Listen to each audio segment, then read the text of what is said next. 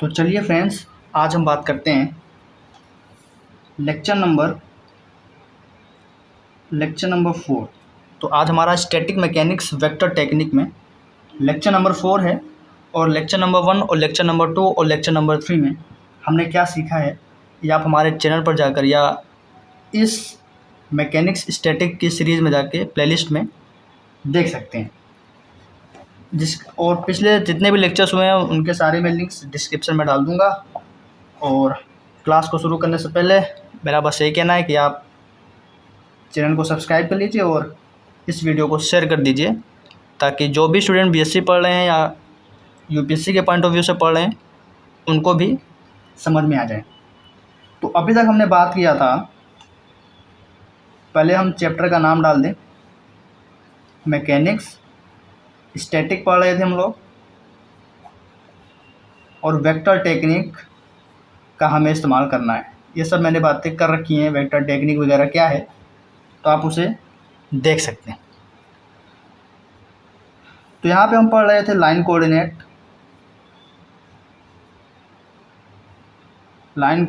Of line. फिर हमने पढ़ा था moment of force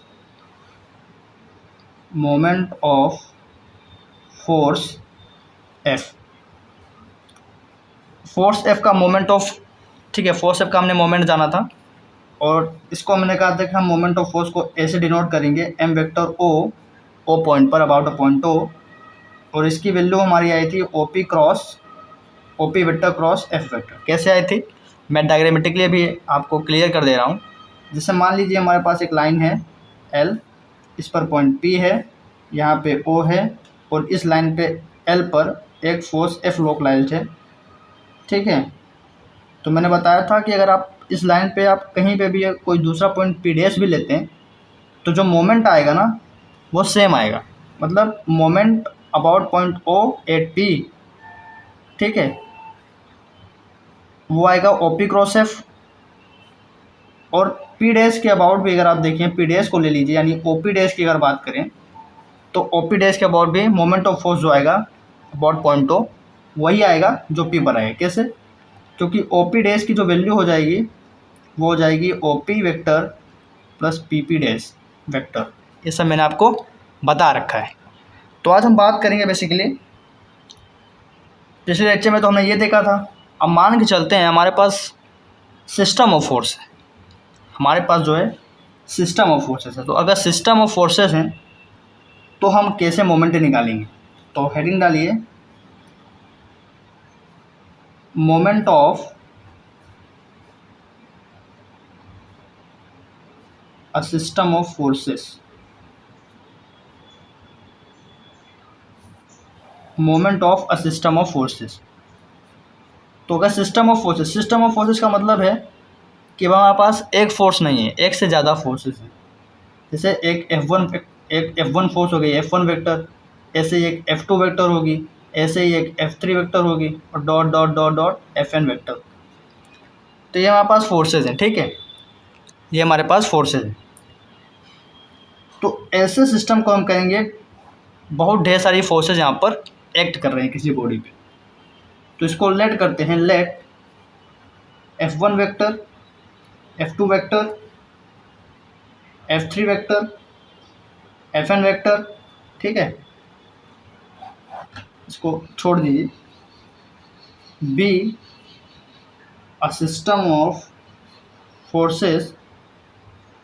writing clear है ना? एक बारी मैं देख लेता हूँ, ठीक है, राइटिंग क्लियर है। F1 vector, F2 vector, F3 और Fn vector B a system of forces whose line of action, आप लोग नोट्स प्रिपेयर करते चलिएगा ताकि दिक्कत ना हो, whose line of action passing through the point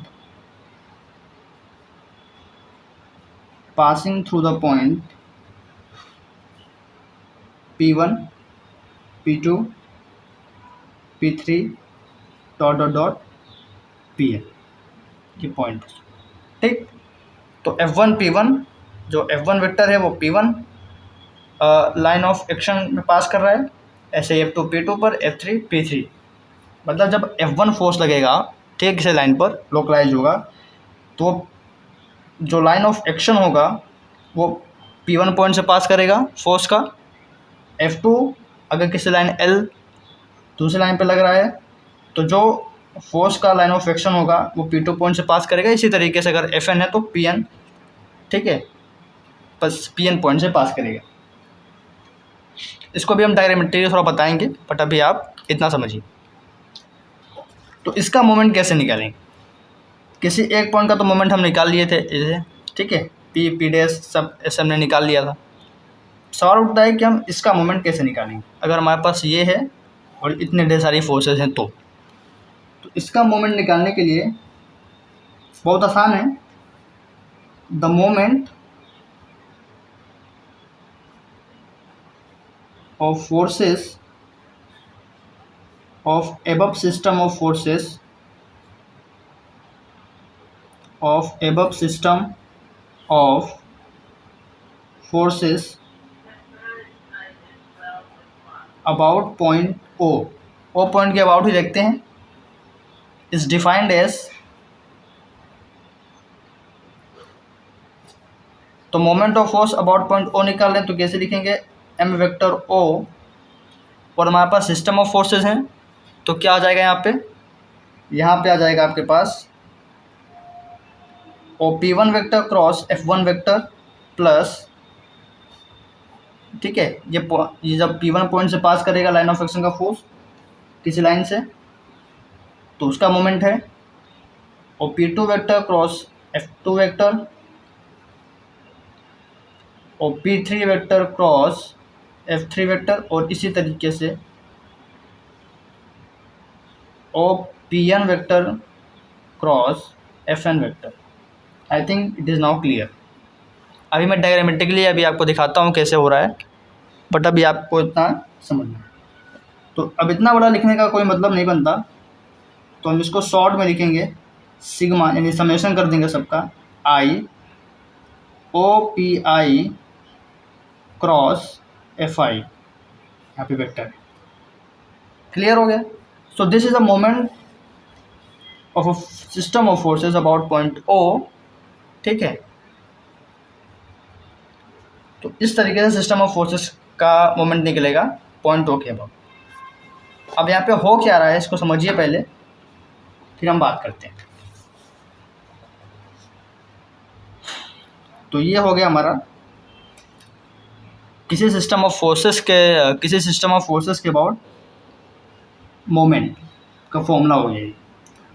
अब एक काम करते हैं, ये तो O के अबाउट था, जैसे पिछले वीडियो में हमने किया था कि O का निकाला था, फिर O डैश का निकाला था।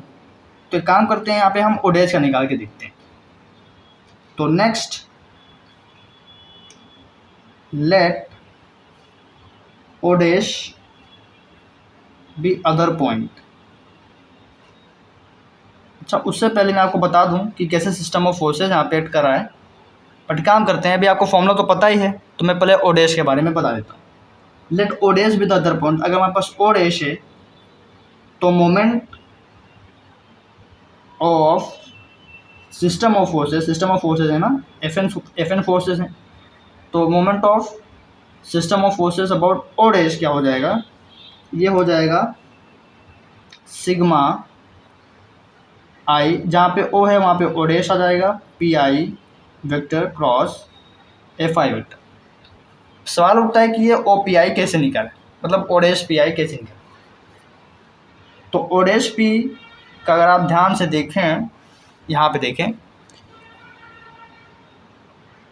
ठीक है, ये O डैश P का फॉर्मूला है, ये OP डैश नहीं है, ये O डैश P का फॉर्मूला है। तो हाँ सॉरी, तो OP डैश, सॉरी। अब यहाँ पे ये O है, तो मान लीजिए यहाँ पे O है, ठीक है, ये तो O है, मान लीजिए कि यहाँ पे कोई एक पॉइंट O डैश है, तो सवाल ये है कि O डैश P हम कैसे निकालेंगे, मतलब ये कैसे निकालेंगे? तो ये वैसे निकलेगा जैसे हमने OP डैश निकाला था, OP प्लस PP डैश। तो OP कैसे निकालेंगे,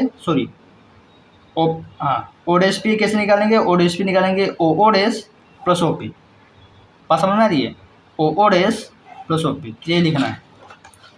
तो यहाँ पे लिखते हैं, वो सिंगल फोर्स के लिए था, तो अभी हमें सिस्टम ऑफ फोर्सेस के लिए बात करनी है। तो यहाँ पे समेशन लगा हुआ है तो कोई दिक्कत नहीं है। Summation I O dash P की जगह आ जाएगा O dash O vector plus O P vector I cross F I vector as it is. अब यहाँ से हम इसको, ठीक है, क्रॉस ले लेंगे तो क्या हो जाएगा ज़रा देखें। यहाँ पे हो जाएगा सिग्मा आई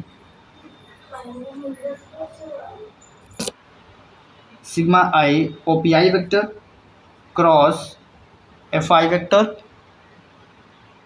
क्लियर है, and plus O dash O vector cross sigma I F I vector. ठीक, कैसे आया ज़रा देखें। एफ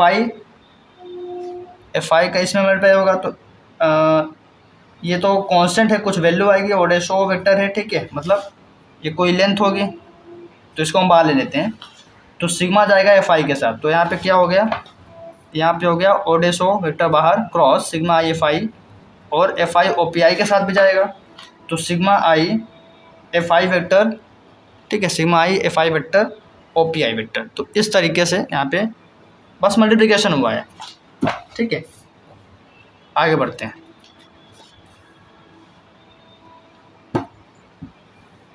ये चीज़ क्या लिखा हुआ है, ये moment of system of forces about point O है, plus O dash O vector as it is cross, ये है हमारे पास। इसको हम क्या लिख सकते हैं, इसका मतलब है F1 फोर्स भी है, F2 फोर्स भी है, प्लस F3 फोर्स भी है, समेशन लगा हुआ है ना, डॉट डॉट डॉट ऐसे करके Fn फोर्सेस हैं। तो इसको मैं एक अलग नाम दे रहे हैं आर वेक्टर। आर वेक्टर का मतलब है resultant of that sum of all forces. तो रिजल्टेंट जब हम निकालेंगे सारे फोर्सेस का तो सिग्मा एफ आई ही आएगा, तो मैं कह दे रहा हूँ उसको सिंगल आर वेक्टर। जहाँ पे आर वेक्टर क्या है, सिग्मा आई एफ आई वेक्टर मतलब रिजल्टेंट ऑफ